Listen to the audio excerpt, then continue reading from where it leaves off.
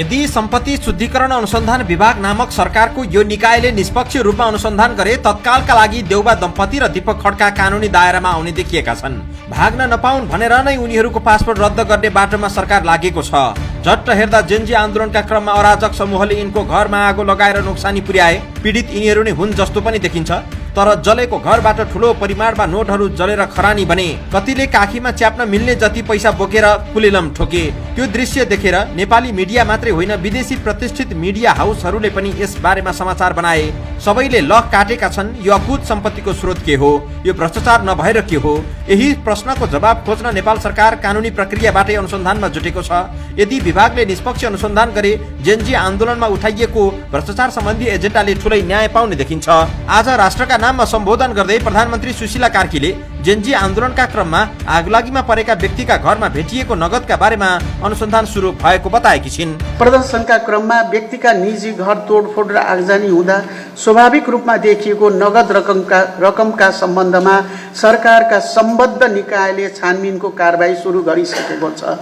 घर जलेको हप्ता दिन पछिसम्म पनि देउबा निवासमा पैसा र सुनको शिला खोज्नेहरूको भिड थियो। छिमेकका सयौं मानिसहरू यसका साक्षी छन्। सामाजिक सञ्जालतिर उक्त भिडियोहरू समाचारकै रूपमा सार्वजनिक भएपछि देउबा दम्पति अत्तालिएका छन्। स्वकीय सचिव मार्फत एआईबाट निर्माण गरिएको भिडियो भन्दै विज्ञप्ति निकालेर जनताको आँखामा छारो हाल्न खोजिएको छ र यही बेला सम्पत्ति शुद्धिकरण अनुसन्धान विभागले अनुसन्धान थालेको छ। अहिलेसम्मको छनक हेर्दा अनुसन्धानले ठिक बाटो समाइरहेको पनि देखिन्छ।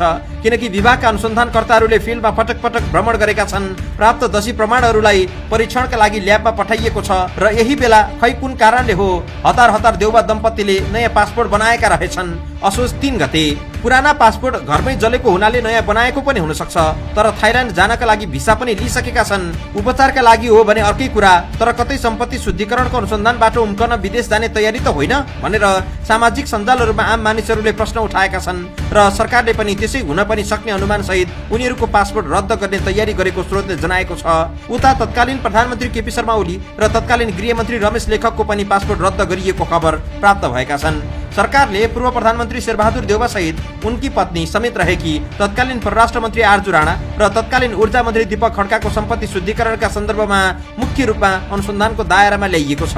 विभागले केही प्रमाणहरू सङ्कलन गरी परीक्षणका लागि नेपाल प्रहरीको डिजिटल फरेन्सिक ल्याब DFL मा पठाएको छ।